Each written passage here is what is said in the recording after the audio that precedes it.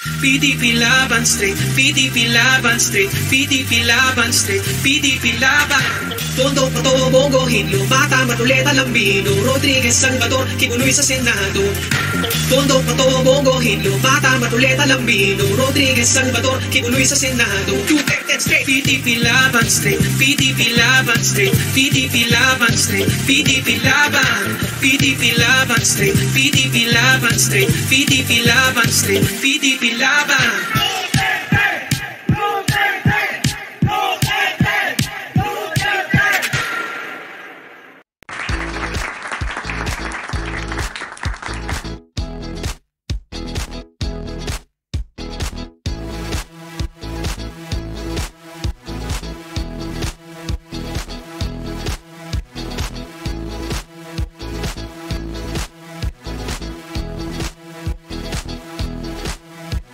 Hi, kamusta mga chong, and welcome po dito sa ating channel, and it's nice to be here again for another reaction, no? But before we start, I just want to say na kamusta po kayo mga Pilipino kong kababayan dyan sa Pilipinas. I know. It's so sad that up to now wala na tayo nakuwang o makakita o kahit pa paano ay nagagamit ng ating mga kababayan natin mga Pilipino, no? Lalo na yung sa ating mga kababayan nangangailangan ng tulong sa gobyerno ay wala. I mean, the only thing na pinagmamalaki nila ay ang 20 pesos na bigas. At ito lang po, exclusive lamang po sa Bisaya. At hindi raw ito kasama sa Mindanao o sa Luzon. Bakit kanyo? Dahil nga daw po ang ating bangag alyansa ay tagilid o mahina raw sa tao. Kaya they're trying to do their best na para mabola nila o mabudol nila ang Pilipino ulit by giving you 20 pesos sa Bisaya ng bigas. And the problem is here, magbibigay na nga lang sila ng temporary na 20 pesos na bigas ay yung third class pa o yung mga sinabi yata na meron kasi ako napanood, no? Hindi ko na muna babanggitin ang network, pero itong network ito ay palaban din. Hindi to tulad ng ABS-CBN na nga, no? At sinabi nito ng isang reporter na pwede na raw yung bigas, pero natatawa siya dahil nga daw sa expression ng pagmumukha niya ay you can tell na nung tinatanong siya na anong masasabi mo sa 20 pesos na bigas na yan, hindi niya masabi na okay to at this is good for the Filipino, no? Kahit na mumurahin at pinakamababang klase ng bigas ay talagang pwede, maganda to, pwede na to, wag na po tayong pumili. This is good.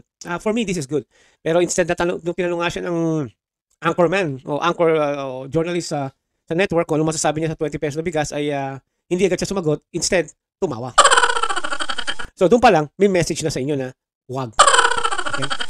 But anyway, ganun po talaga at what can we do? No? Habang nakaupo ang bangag at hindi naman siya ang presidente ng Pilipinas kundi yung babae na asawa niyang butod at positive sa droga sa LA at ang balita ay nakikialam din ang speaker, no? Kung saan itong speaker ay umaastang presidente. No? Kaya nga ninanakaw niya ang pera daw ng bayan, sabi.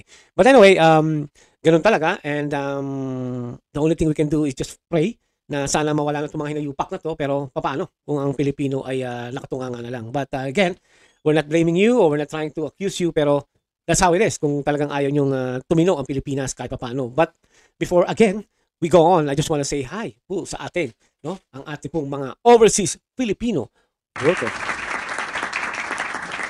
Magandang umaga po sa inyo mga overseas Filipino workers sa buong mundo, no? Kung saan ay umaga, tanghali, gabi at alam naman natin ang schedule nila ay paiba-iba, hindi to katulad ng sa ating bansa. Although sa Pilipinas ay meron na rin mga night shift katulad nga po ng what do you call this? Call center, no? At kamusta nga pala ang call center sa Pilipinas? Are they still okay, no?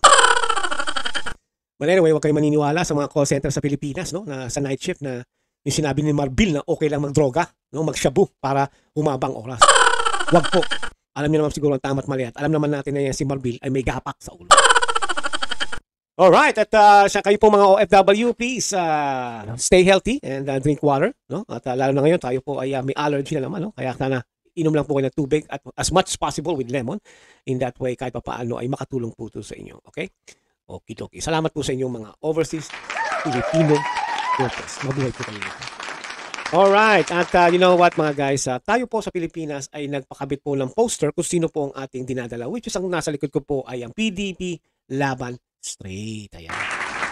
And kami po ng aking pamilya ay naglagay po sa aming lugar sa Pilipinas. At ito po ay sa pamamagitan po ni Rodante Marculeta. No? At syempre po kasama po dyan ang Vic Rodriguez, no? Yung isa ring poster, no? Magkatabi sila kung saan ito po yun. Hindi nyo makita malayo, i-zoom nyo na lang o di kaya ay gumamit na lang kayo ng salamin. But anyway, the reason why I'm showing this to you, no? First of all, I'm proud. No? I'm really proud that I have the support or we have the support of the Duterte, no? At syempre po ay kay VP Sara. Pangalawa ay ito po ay ninakaw, no? Ninakaw po doon po sa lugar namin kung saan yung dalawang yan, kung nakikita nyo ang picture, ay ninakaw po nila, kasama po ito, which is yan po yung dalawa. Pero hindi wala akong picture na kay Vic Rodriguez, I guess, at ninakaw na nga kasi. But anyway, katabi po yan ni Marcoleta, no? Yan.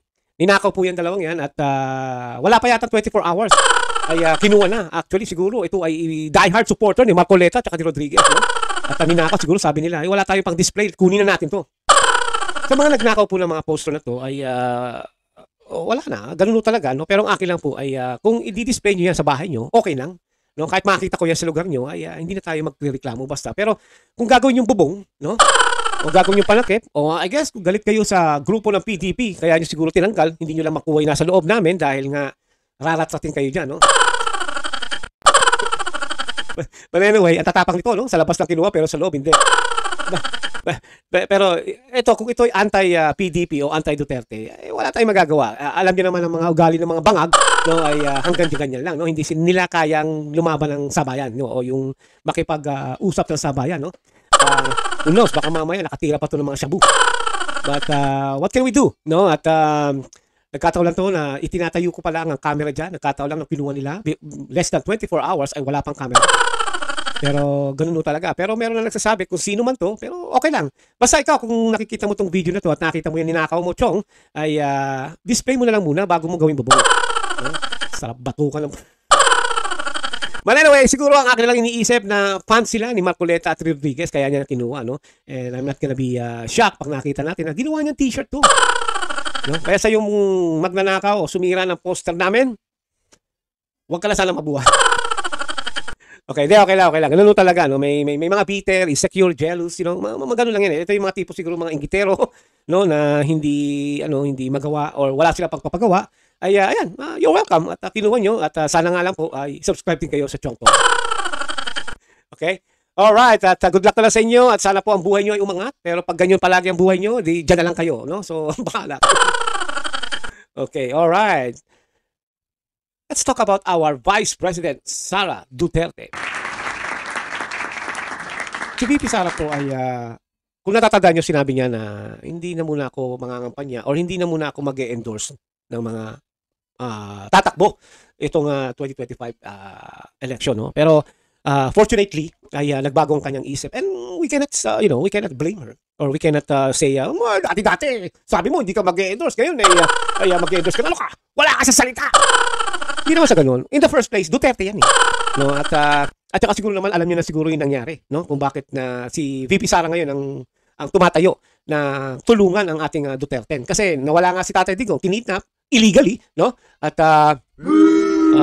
pinagplanuhan na, no? Kasi alam niyo naman mga Chong, this is just politics, no? Kasi kung talagang si Tatay Digong ay may kasong ganyan, o yung sabihin na natin na ipadadala sa ICC, ay matagal na, no? Dapat ito, kahit pa last year o 2 years ago, kung talagang may kaso, no? Kung talagang may nag-file or may talagang really strong evidence, which is wala.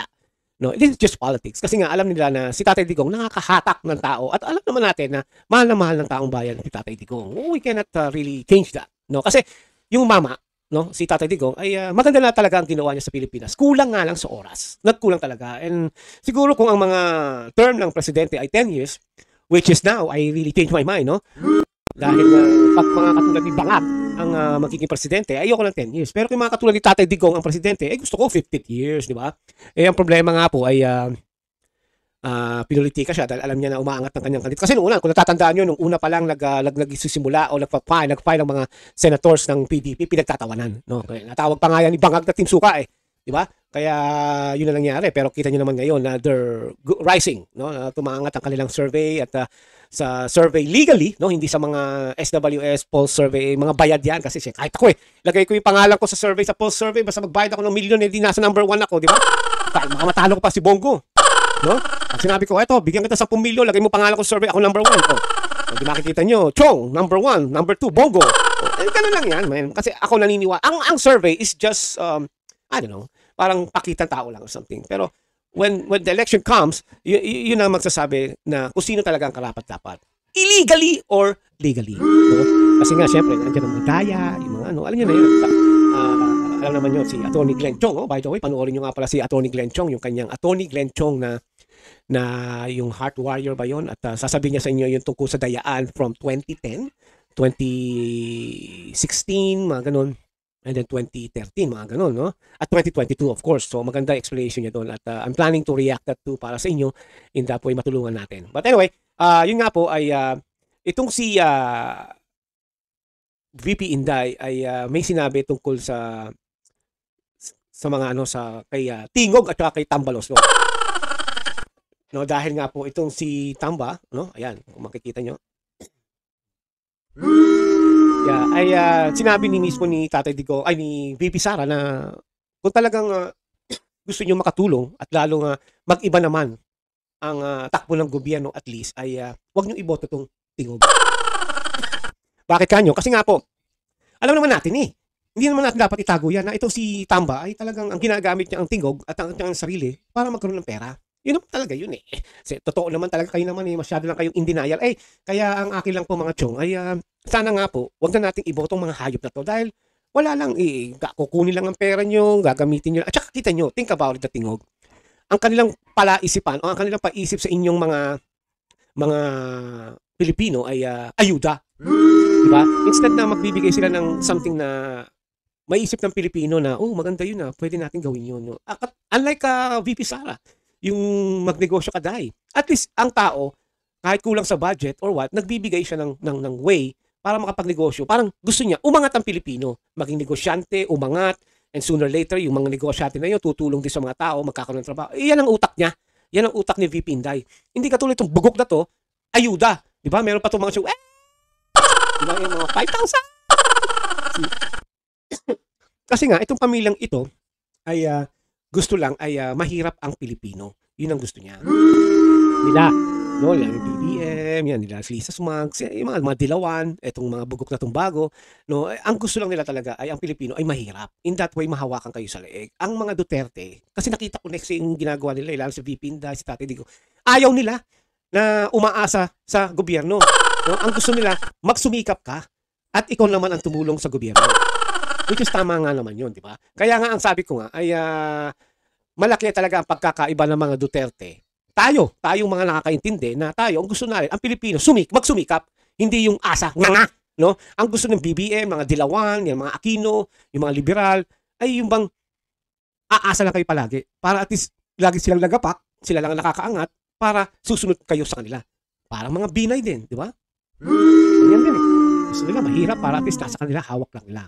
Hindi katulad po ng mga Duterte at ang mga pangarap natin na magkaroon ng sariling hanap buhay ang mga Pilipino. Actually, okay na sana nung panahon ni Tatay Digong, nangyayari na yan pero pagdating nitong ni Bangag ay balik na naman sa wala ang mga Pilipino.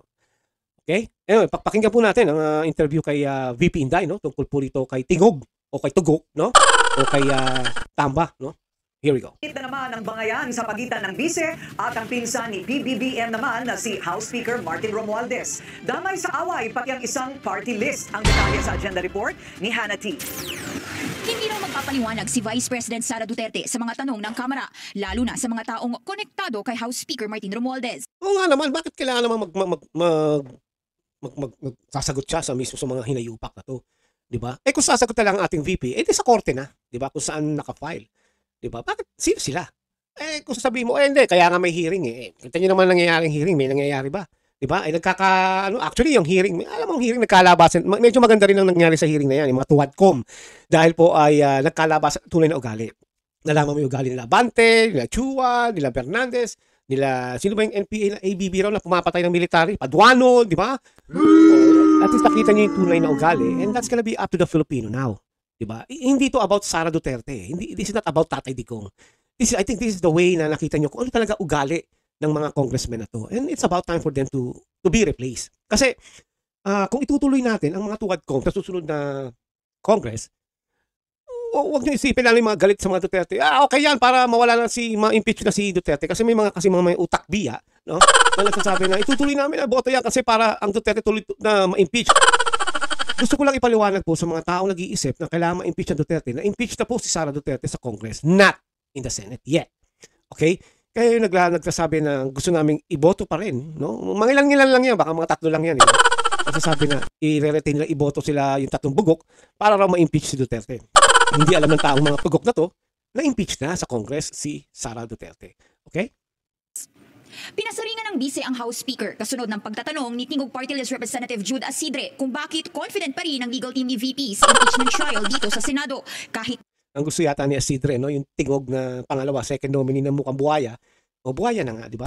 Kaya kailangan ma-stress si VP Sara. Kailangan talaga parang, oh my God, kailangan na, parang gusto yata ni Asidre ay mag-cocaine na rin si Sara dahil nga problemado na sa impeachment. Gusto niya yung sirang-sira na yung kanyang araw.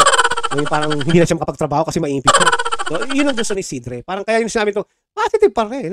So, yun ang yun ang gusto nilang mangyari na masira yung diskarte ni Sara. Hindi nila alam. The more na tinitira nila si Sara, the more na gumaganda at nagiging maganda ang survey kay Sara. Ibig sabihin nito na kayang dalhin ni VP Sara yung nangyayari. At in the first place, wala siyang tinatago. Kasi kung may tinatago to katulad ni Tambaloslos, ni Bangag, yung asawa ng Bangag, at sino pa, si Colangot, ay hindi ganito.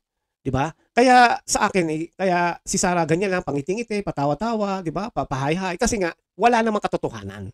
Diba? Kaya you can tell her face na, it's okay, I'm okay. Sabi niya pa nga, kung matanggal ako, that's how it is. Kasi nga, sabi niya, wala namang mawawala sa kanya. Hindi yung katulad ng nila Tambaloslos, nila Bangag, malaki mawawala sa kanila. Kasi ang Pilipinas, ang kanilang negosyo, kaya sila mayaman. di pa rin mapaliwanag ang paggamit ng confidential funds nito. Para kay Duterte, bakit siya sasagot sa mga kaalyado ng taong may-ari umano ng partido? That's Ibig right. sabihin, pinapasagot nila ako kanino kay Martin Romualdez. So bakit naman ako sasagot sa Tingog Party List? Tinukoy pa ng VP ang koneksyon. Ang asawa ni Speaker, si Representative Yeda Romualdez, ang first nominee ng Tingog. Si Asidre naman ang second nominee. Para sa supporters na nagtatanong ng pwede nilang maitulong sa eleksyon, may request si Duterte. Unang-una, Yan, natatandaan ko yan. Ano ba ang maggagawa namin pa itutulong ngayong election na to, VP Sara? Yan ang gusto ngayon ni VP Sara. At sana pakinggan po ng ating Pilipino. At sana sundin nila at gawin nila, no? pwede nyo siguro matulong talaga. Huwag nyo iboto yung Tingog Party List. Kasi ang boto para sa Tingog Party List ay boto para kay Martin Romualdez. Ginagamit daw ni Romualdez ang party list para makakuha ng pondo at suporta sa buong bansa. Todo ang paninira niya sa akin, todo ang gastos niya sa paninira sa akin. Yung gastos na yun, totoo yan. No? Siguro marami na nagsasabi ngayon, marami rin nag-expose na kada press conference ng mga congressman o congressmen, no, ay may katapat na chicha, no? No? Pagka magpe-press conference nila, mayroong chicha. Di ba? Di ba kaya nga pati impeachment signature, di ba? Merong involved na chicha. Chicha. akin.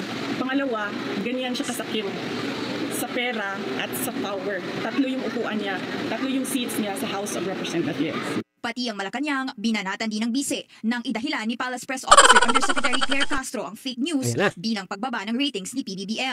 Para kay VP Sara, lahat naman daw ngayon biktima ng fake news. Dagdag niya, tila may experience na raw siya sa mga may Castro na apelido. Si Franz Castro, wala talagang maayos na lumabas doon sa bibig ng babae na yun. Siguro, itong pinsan niya na si Claire Castro, ganyan din siguro.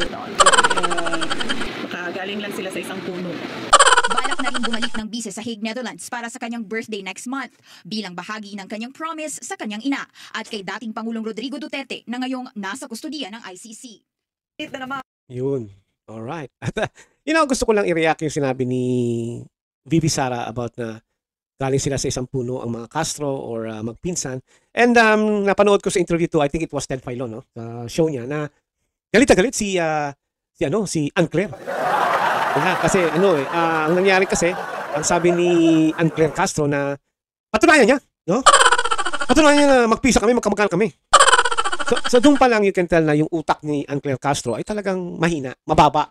Yung common sense, yung sense of humor, o baka nga sa IQ rin eh. No? Kasi, think about it, alam naman na, marami ng Pilipinong ganyan eh. Marami na nagsabi, magkamukha kayo, magkapatid kayo, di ba? O tayo, okay lang, di ba? O, tamo yan, no? Yung dalawang yun, pareho ng ugali, magkamag-anak siguro yun, magpinsan, magkapatid or something, di ba? Yun ang mga reaction eh. Yan din ang reaction ni VP Sara. Kaya yung sinabi niya magpinsan yata yun, tapos galing sa isang puno, ay dahil nga pareho sila ng style, pareho mababang ulo, pareho walang isip, walang yung analyzation nila is really low, at saka yung clueless, mababaw ang pagkakaintindi. Pareho, kahit ako eh. The way yung si Franz Castro, yung convicted, na hanggang ngayon ay tumatakbo ng senator na hindi ko alam kung bakit pinayagang mag-apply ng senator. Anyway, hindi naman mananalo yun. Siguro funded yun ng NPA, no? Baka sakali makalusot. And itong secretary ni Butod, di ba? Oh, the thing is, talagang nakakatawa yung parehong-pareho at saka eksakto pa yung kanilang apelido. Hindi man sila magkamag-anak talaga, di ba? Which is, yun ay pabiro lamang ni Tatay Digong, ni VP Sara, ay talagang sineryoso ni Ann Claire. Sinasabi ng patunayan niya, alam mo, ang talagang fake news ay si VP Sara kasi nga, sinasabi niya na magkamag-anak kami. You can't even take a joke, Ann Claire? Kita niyo naman si Ann Claire, nananaba na siguro sa stress, kaya ng tsokolate. Anyway, yun po ang nangyayari nun. Kaya nga, sabi ko sa inyo mga chong, ang akin lang masasabi, just like VP Sara said, no? No vote sa Tingog Party List. Di ba? Huwag natin iboto ang mga yan, mga chong, dahil uubusin lang yan ang pera nyo. Maniwala kayo. Yan si Tambalasos talaga. Talagang magnanakaw yan. Para sa akin, the way he's acting right now, tapos lumalabas siya na para siyang presidente ng Pilipinas. Come on, guys. You know better than that. Please, huwag natin iboto yung mga corrupt na talaga. Okay?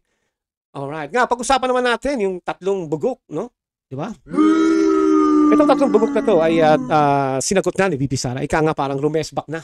At sinabi niya na kung ano ang tunay na ugali ng tatlong mga bugok na to. But anyway, panoorin po natin, no? Ang tungkol sa tatlong bugok na to, no? Ito, panoorin po natin. Ang mga binitawang salita ni VP Sara laban kay PBBM nang siya'y dumalo sa campaign rally ni Isko Moreno sa Tondo, Maynila. Ito ay kahit kasama niya ang kapatid ng Pangulo mismo. Narito ang agenda report ni Hannah T. Mga kampanya po ako sa inyong lahat sa Manila. Nanggaling ko lang po yung seal ng aking opisina. Dito pa lang alam mo matino yung tao. Bakit kanyo?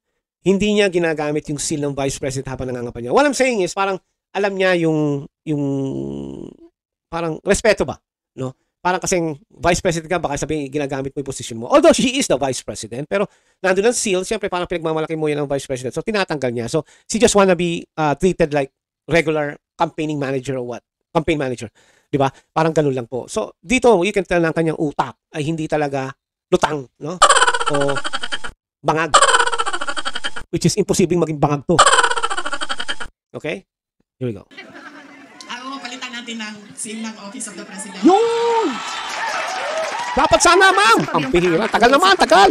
Nakipag-high five si VP Sara kay Senator Amy Marcos, ang kapatid ni PBBM. Isa lang yan sa mga banat niya sa kanyang first appearance sa campaign rally ni Manila Mayoral candidate Isko Moreno. Pasado alas 9:30 kagabi nang dumating ang bise sa 2nd District ng Maynila. Bukod kay Senadora Amy, naroon din si PDP Laban Senatorial Bet Jimmy Bondo. Hindi hayagang inendorso ni VP si Moreno, pero thankful siya sa dating alkalde dahil sa pagkakataong binigay niya para makapangampanya mga manok niya sa... Actually, advance ko lang po to, no? Yung una niyang mga ano niya sa kampanya ni Mayor Isko ay hindi niya nga ini-endorso pa si Mayor Isko, pero lately po ay ini-endorse niya na iboto niya straight si Mayor Isko at saka ang kanyang mga kasama para magtuloy-tuloy po ang gusto nilang mangyari sa Maynila. Tama naman po si VP Sara, no? Kung iboboto niyo halimbawa si Mayor Isko tapos ang mga kasama niya ay kalaban niya, wala akong mangyayari sa gusto ni Mayor Isko. And syempre sasabihin ng mga tao, paano kung abusado si Mayor Isko? Mamaya gagawa siya ng batas na hindi naman tama. Then nasa inyo na yan. But what I'm saying is, kung halimbawa, ang gusto ni Mayor Isko, ituloy niya yung programa niyang naiwan noon, pero ang kalaban niya naman ng mga konsyal, mga vice mayor, wala mangyayari. At ang congressman. Kaya sana po mga chong ay iboto natin straight ang mga bata o ang team ni Mayor Isko. Senado, pinilit balansehin ng bise ang kampanya, lalo na't kasama niya ang presidential sister.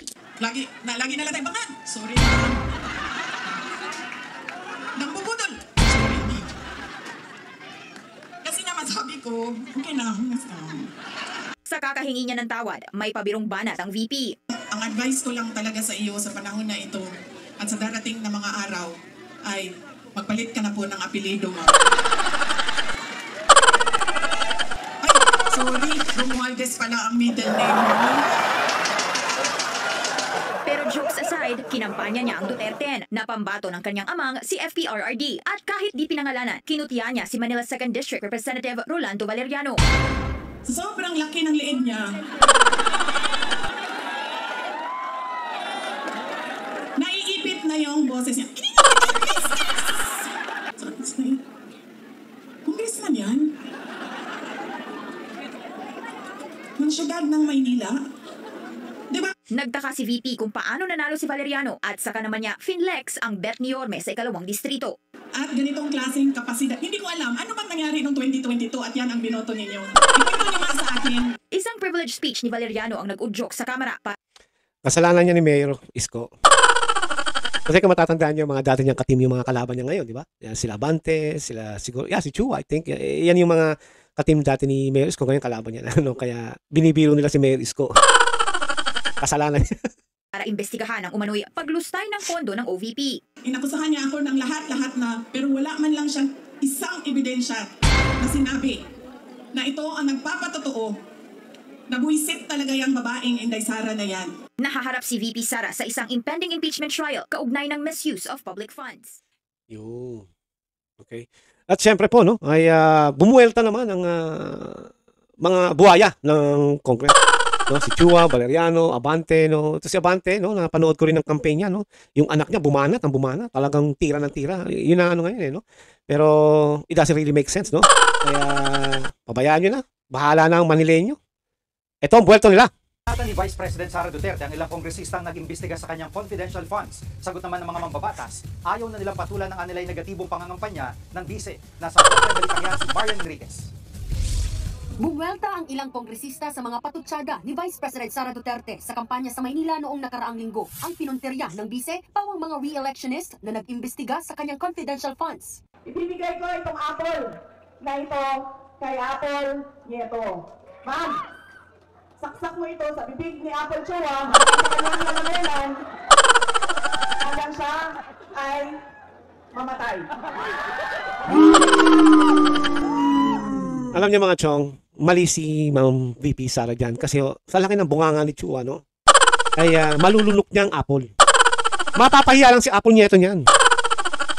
Dapat ang pinalulunok mo, Ma'am Sara, kay Chua, pakwan. Dahil yan, sigurado patay yan. Actually, mga chong, hindi natin masisisi ang ating Vice President kung sinasabi niya yung mga tungkol dito. Napakawalang yan naman talaga ng congressman man eh. Kung matatandaan nyo, ito si VP Sara nagsabi rin na itong si Joel Chua ay nung nag-session, time out sila, no, off the mic, ay sinasabi niya, no, hindi niya alam kung kanino sinasabi, hindi ko lang kung kay Zulaika Lopez yata o sa isa pang kasama ng VP, Office of the Vice President na, pasensya na, wala wala sanang personalan kay VP Sara, kasi kailangan ng pera. Magkakampanya na see? So, ito si Chua, mukhang pera rin. Kaya sasabi nila, hindi na namin papatulan ng mga pasutyada ni VP Sara. Kasi wala kayo masasabi. Ano sabihin nyo? 125 na naman. Confidential fund. 11 days. Pareho kayo ng NPA yung mga kasama, men eh. Di ba? Nakakasawa na. Ibigay mo kay Snow White Joel Chua. Anong tawag sa ganito? Guwapo. Yan naman, nag-explain naman daw dyan si Abante. Ginagaya niya raw si Einstein. Benny Abante naman, kung makikita to ng mga supporter mo, huwag mong gayaan si Einstein. In the first place, kahit kuko ni Einstein sa talino, wala ka nun. Diba? Baka nga yung pagiging pastor mo baka kung bababa lang siguro sa lupa si God, batok ang aabutin mo, huwag mong gamitin ang pangalan ko, sabihin yan. You're just a fake guy. You are that person. Alam na this. Si House Committee on Good Government Chairman si Apple. Joel Chua, sinabing nakafocus siya sa kampanya at hindi susuong sa negative campaigning. Kailangan niya mag-focus mga chong sa kampanya kasi talo na, mababa ang kanyang survey at ayaw na sa kanya ng tao. Kaya he needs to focus. Hindi ko alam kung magkano ang budget niya dahil nga sila Hernandez sa Laguna namimigay ng pera. So hindi natin alam kung magkano ang pinamimigay nito sa mga botante. At kayo naman mga botante po, Tanggap lang na tanggap, pero iboto nyo ang tama. Wala naman daw kasi itong maitutulong sa mga mamamayan. Si Manila 2nd District Representative Rolando Valeriano Yung sineeg na lang. at umudyok sa kamera para imbestigahan ang confidential funds ng bise. Sinabing kahit pa araw-arawin ni VP Sara at Isko Moreno ang panlalait sa leeg at tiyan niya, hindi raw nito mabubura ang tapat at totoong serbisyong naihatid niya sa ikalawang distrito ng Maynila. Ano? Kaya kayo mga 2nd District, inbox nyo sa akin, anong ginawa ng Valeriano nito? Palibasa ko may kaso pa raw to sa smuggling di ba? Oh. Babasahin natin mamaya. Hindi raw siya nakikipagbastusan sa mga bastos. Wala pang pahayag si Manila 6th District Ayan na. Representative Benny Abante. Si Cadillac Boy! Teachers Party List Representative Franz Castro Tula, sa convicted pa. Stop being childish, no? Ito ba ay part ng kanyang revenge or paghihiganti ng pag-question, no, ng mga kongresista tungkol doon sa confidential funds. Totoo naman talaga, no, na ginastos niya in 11 days yung 125 million. Actually, totoo talaga sinabi nito si convicted Castro at ginastos talaga ni VP Sara yung 125 million 11 days. Dahil po, okay, extend ko lang, kasi di niya sinasabi, no? Dahil po na bago nila natanggap ang fund, no, kung ano man yun, kung magkano man yun, 125 million or more, ay nakaset up na lahat. Di ba? Katulad nga ng sinasabi ko sa inyo sa nakaraan kong mga content o mga videos na ang may management or parang may planning, plan management yan parang, sige, itong gagastusin natin sa Area 1, Area 2, Area 3, Area 4, a total of maybe 125 million. Now, if we get the funds, di ba? Pag nakuha natin yung fund na yon ay ibayad agad natin para hindi, lalo na't meron palang due date ang paggamit ng fund ng government. No? Doon ko lang natutunan yan. Itong si Castong convicted na tataka ko bakit pinayagan ng COMELEC tong taong to, convicted nga. Dapat yung mga ganyan hindi na pinapayagan. Anyway, hindi naman siya mananalo. Ika nga siguro may gumagastos para sa kanya, pampagulo. Diba? Tsaka katulad nga ng unclear, ay bobo rin naman tong taong to. Akalain nyo, ha? Kita nyo yan. Nangingikil ng 20 pesos sa mga teacher. Maraming teacher kontra dyan pero tinatakot pa sila. Kasi nga NPA yata. NPA talaga yan. Siguro tatakot or what? Who knows? Pero sila pala ay party list para sa mga teacher pero never nila binigyan ng 30 days ng bakasyon man lamang ang teacher. Tapos nangingikil pa. Diba? Kaya, tanga na lang ang maniniwala sa taong itong Castro na to. Na confidential funds. Gihit pa ni Castro, harapin na lang ni VP Sara ang mga aligasyon at ipaliwanag kung saan napunta ang pondo ng taong bayan. Paano harapin ni Sara ang impeachment na sinasabi nyo? Hino-hold nga sa Supreme Court. Tanga talaga ng Castro na yan, no? Kasi naman si Tatay Digong, di pa sinama sa alam nyo na yan. Okay, at mga chong, all I can say about this is itong tatlong bugok na to ay alam niyo na ang ugali, di ba?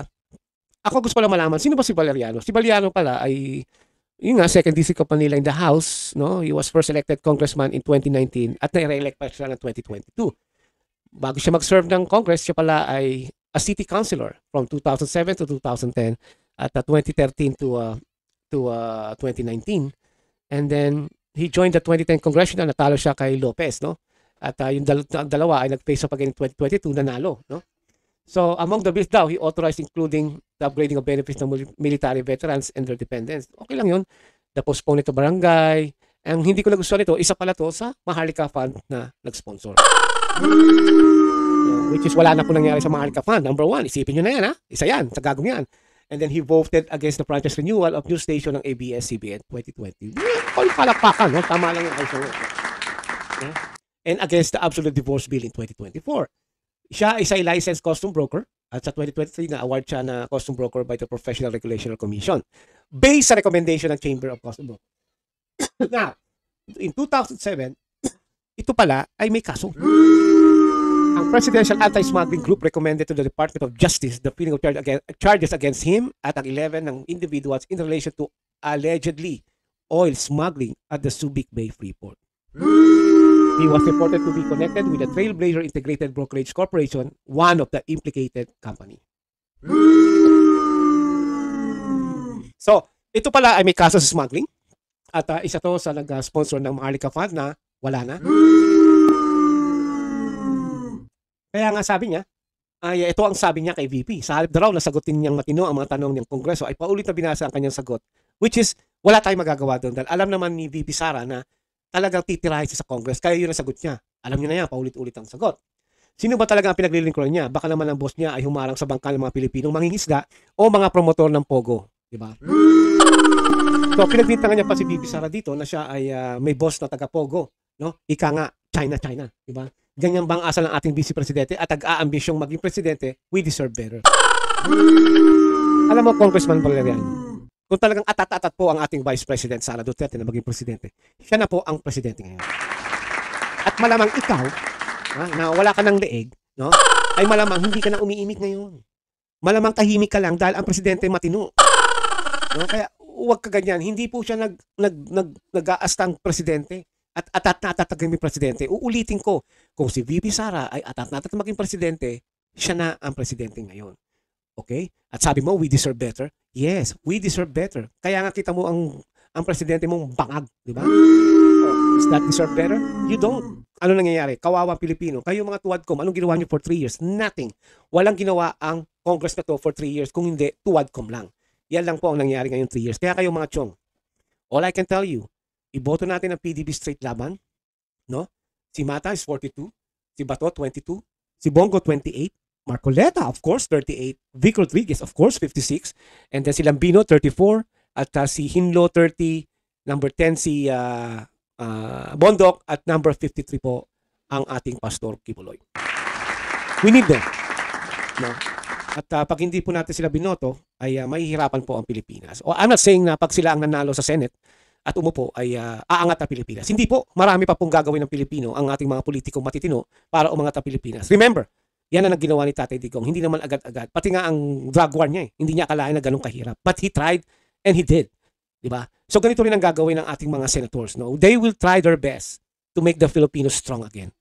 Remember, ang ating pong Pilipinas ay in chaos. Magulo.